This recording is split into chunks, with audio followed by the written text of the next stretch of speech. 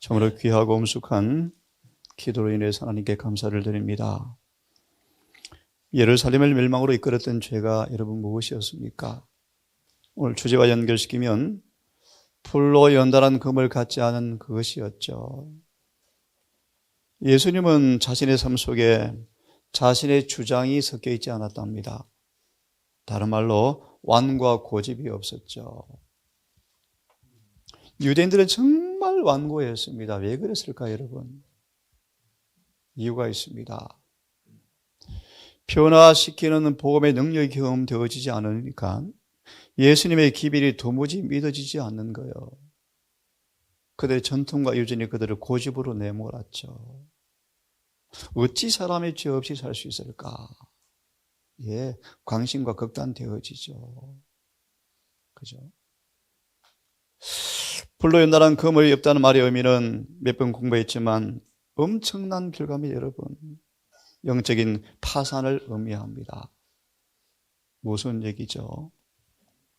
이 아침 다시 한번 알맹이 없는 껍질의 신앙, 외식, 형식주의, 완고 불신, 세상을 사랑함, 그런 모든 죄가 이스라엘을 멸망케 했던 죄라는 교훈들을 여러분 배우시고, 오늘 보겠지만 정말 우리가 배워야 할 긴급한 교훈, 시련과 역경 가운데서라도 프로의 믿음으로 범죄하지 아니하는 그 믿음을 빨리 사서 부욕해 되는 경험이 우리에게 너무나 긴급한 요구라고 말씀하셨습니다. 이 아침 베드로전서 1장을 읽으면서 하나님의 기별을, 음성을 듣겠습니다.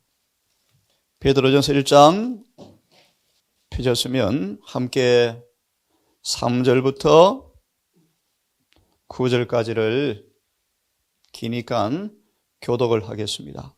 제가 한 절 읽고 함께 한 절 읽고, 베드로전서 1장 3절과 9절의 말씀. 찬송하리로다. 우리 주 예수 그리스도의 아버지 하나님이 그 많으신 긍휼대로 예수 그리스도의 죽은 자 가운데서 부활하심으로 말미암아 우리를 거듭나게 하사 산 소망이 있게 하시며 썩지 않고 더럽지 않고 취하지 아니하는 교역을 있게 하시나니 곧 너희를 위하여 하늘에 방패가 친 것이라. 너희가 말세에 나타내기로 예비하신 구원을 얻기 위하여 믿음으로 말미암아 하나님의 능력으로 보호하심을 입었나니, 그러므로 너희가 이제 여러 가지 시험을 인하여 잠깐 조심하게 되지 않을 수 없었으나 오히려 크게 기뻐하더라. 다 함께 7절을 읽습니다. 시작. 너의 믿음의 시련이 불로 연단하여도 없어질 금보다 더 귀하여 예수 그리스도에 나타나실 때 칭찬과 영광과 존귀를 얻게 하려 함이라. 이어 8절 9절까지 함께 시작. 예수를 너희가 보지 못하였으나 사랑하는도다. 이제는 보지 못하나 믿고 말할 수 없는 영광스러운 즐거움으로 기뻐하니 믿음의 결국 곧 영혼의 구원을 받음이라. 설명이 필요 없는 성경 구절 같습니다. 자, 그러면 이 아침 계속해서 말씀을 좀 봅니다. 마태복음 26장을 좀 펴겠습니까? 마태복음 26장 14절로 16절의 말씀인데요. 14절로 16절의 말씀인데요. 우리 한 가지만 읽습니다. 16절. 유다가 저가 그때부터 예수를 넘겨줄 기회를 찾더라. 이 말씀을 왜 폈냐면 사랑으로 역사하는 믿음이 없는 이 가룟 유다가 결국은 종교적 사기꾼이 되었다. 쉽게 말합니다. 정말 성경 그러하고 입술의 믿음은 고백은 그러한데 왜 생활은 일치되지 않을까? 왜 이선자가 될까? 한번 보겠습니까? 26장 이 구절에 관하여 증언은 이렇게 말합니다. 유다는 종교적인 사기꾼이었다. 이게 이스라엘 사람들의 죄였죠. 한번 보겠습니다. 두 번째 문단을 보시면 유다는 두 마음을 갖고 있었다. 라오디게아 교회가 왜 미지근합니까? 반만 마음을 바쳤죠. 반만.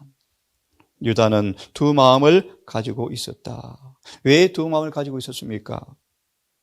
앞에 증언을 보시면요, 변화시키는 능력에 전적으로 굴복해 보지 않으니까 늘 갈팡질팡했죠. 그죠? 이어서 보시면요, 세상의 칭송을 좋아했기 때문에 세상을 포기하는 것을 거절했다. 영원한 복리를 위해서 주님께 위탁해 본 적이 없었다. 그런 피상적인 신앙가였다. 중요한 말씀입니다. 그리스도께서 붙잡히도록 자신을 내어주시지 않으실 것이라고 스스로 완전히 신뢰하였기 때문에 주님을 배반하고 제사장들에게 그분을 팔았다. 이어서 보세요. 유다는 하나의 종교적 사기꾼이었다. 다른 사람들에게 높은 표준을 제시하지만 자신은 성경의 표준에 전혀 미치지 못하였다. 그는 그리스도를 믿는 믿음을 그의 생활에 들여오지 않았다. 오늘날 참으로 많은 사람들이 유다와 같이 그들의 주님을 배반하고 있지 않은가? 사업을 하면서 부정직하게 행하는 사람들은 이득을 얻기 위하여 그리스도를 희생시키고 사탄의 명령을 쫓아 행하는 간교한 지혜를 드러내는 것이다. 이득을 얻으려고 투기를 일삼는 행위를 사랑으로 역사하며 영혼을 순결케 하는 믿음을 가진 사람의 생활 속으로는 가져오지 말아야 하겠다. 근데 유다는 종교 안으로 사기를 들여왔죠. 사기 행각을. 그렇죠? 우리 모두가 두 마음과 주님께 전적으로 자신을 붙잡히도록 내어주지 아니하고 위탁하지 아니하면 결국은 이런 자가 된다는 사실을, 영적으로 파산한다는 사실을. 그래서 정말 사랑으로 역사하는 믿음을 가진 사람들은 이런 행태들을 삶 속으로 가져오지 않는다라고 근거하고 있죠. 자, 그럼 이 아침 그것이 뭘 의미하는가를 좀 더 한번 보고 싶습니다. 스가랴서를 좀 펴기를 바랍니다. 스가랴 4장을 좀 펴시면 우리가 어떻게 그러면 이 사랑으로 역사하는 금과 금을, 사랑을 우리가 소유할 수 있을까라는 말씀을 조금 생각해 보십시다. 4장입니다. 보셨죠? 스가랴 4장 11절부터 13절까지만 함께 읽습니다. 자, 스가랴 4장 11절부터 함께 읽습니다. 시작. 내가 그에게 물어보되 영계 좌우의 두 만난 나무는 무슨 뜻이냐? 무슨 뜻입니까? 12절. 다시 그에게 물어보되 금기름을 흘려내는 두 금관 옆에 있는 이 감람나무 두 가지는 무슨 뜻이냐? 다시 말하면 금기름이 두 감람나무로부터 흘러 들어와서 우리 앞에 구절을 보시면 주발을 통하여, 금관을 통하여 접시에 주발에 들어오는 모습으로 기술합니다. 전리 편리하면 금기름이 뭔가 한번 보겠습니다. 4장 11, 14절을 좀 펴보세요. 우리가 어떻게 사랑으로 역사하는 믿음을 소유할 수 있는가라는 답을 주고 있습니다. 우리는 모두 전에 없던 방법으로 10처녀의 비율을 연구할 필요가 있다. 5은 슬기롭고 5은 미련하였다. 슬기 있는 처녀들은 등과 함께 그릇에 기름을 갖고 있었다. 그릇은 마음을 상징하고 기름은 사랑을 상징합니다. 의를 상징합니다. 이 기름은 스가랴서에 나오는 거룩한 기름이다. 10처녀가 밤중에 외치는 그 소리 앞에 들고 나왔던 그들의 결과의 모습 속에서 기름을 가리켜서 스가랴에 나오는 금기름이라고 표현합니다. 이 표상은 진리를 아노라고 주장하는 사람들에게 매우 중요한 것이다. 만약 우리가 중요한 말씀 따라 읽습니다. 시작. 진리를 실천하지 않으면 거룩한 기름, 곧 두 금관에서 흘러나오는 기름을 받지 못한다. 예. 두 감람나무로부터 흘러나온 금기름을 받기 위해서는 진리를 뭐 해야 된다고 말합니까? 실천해야 한다. 어제 보았습니다. 히브리 4장 14절. 믿음은 실천이라는 과정을 통하여 변화시키는 경험이 되어질 때 증명되어진다. 이 믿음이요. 정말 아브라함처럼 온전한 순종을 통하여 이루어지는 품성의 변화. 이것이 바로 진짜 믿음인가 아닌가가 뭐 되어진다? 검증되어진다. 점검인지 순검인지 가짜인지 찢기가 섞였는지. 그죠? 실천이라는 순종이라는 시험을 거친 다음에 변화시키는 경험이 올 때 이 믿음이 뭐라는 것입니까? 진짜다 아니면 가짜다. 다시 읽으면요. 실천하지 아니하면 거룩한 기름, 곧 두 금관에서 흘러나오는 기름을 받지 못한다. 기름은 준비된 그릇에 받쳐진다. 그것은 뭐 의미한다고요? 예, 우리 마음을 상징합니다.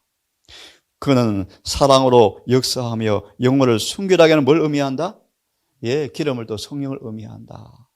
오직 성령이 임하지 않고서 우리 안에서 뭐가 흘러나올 수가 없습니까? 사랑이죠, 사랑. 사랑이 흘러나오지 않으니까 다른 말로 무엇이 안 지켜집니까? 계명이 안 지켜지죠. 유다처럼 종교적 사기꾼이 되는 것입니다. 사단은 영혼 속에서 활활 밝게 불타고 있어야 하며 선행으로 빛나고 있어야 하는 그 불을 꺼버리기 위하여 무시무시한 그의 힘을 다해 일하고 있다. 예수님 말씀 보시면요, 우리에게 이 사랑이 나타나면 핍박이 온다는 말씀을 이해하시겠죠. 다른 말로 이 의가 온전히 드러나면 뭐가 온다는 것입니까? 핍박이요.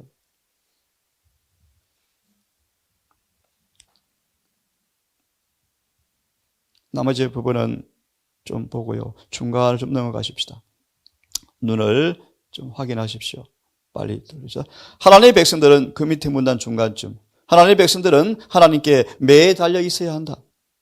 그렇지 않으면 방향 감각을 잃어버릴 것이다.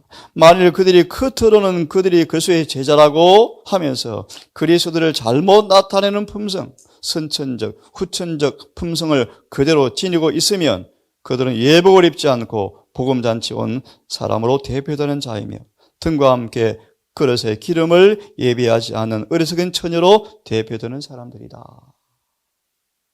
예복을 입지 않은 모습과 사랑 역사하는 믿음이 없는 모습을 동일시하고 있습니다. 비록 온 세상의 진리를 거스려서 그 군대를 포진시켜 놓았다 할지라도 우리는 하나님의 진리라고 선포하는 것에 붙어 있어야 한다.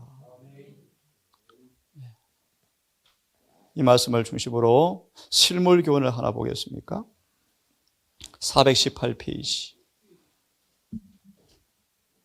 실물 교훈.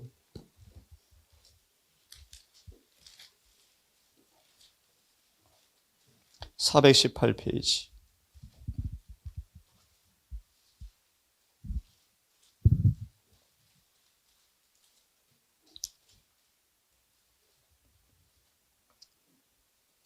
(419페이지를) 보시면 좋겠습니다.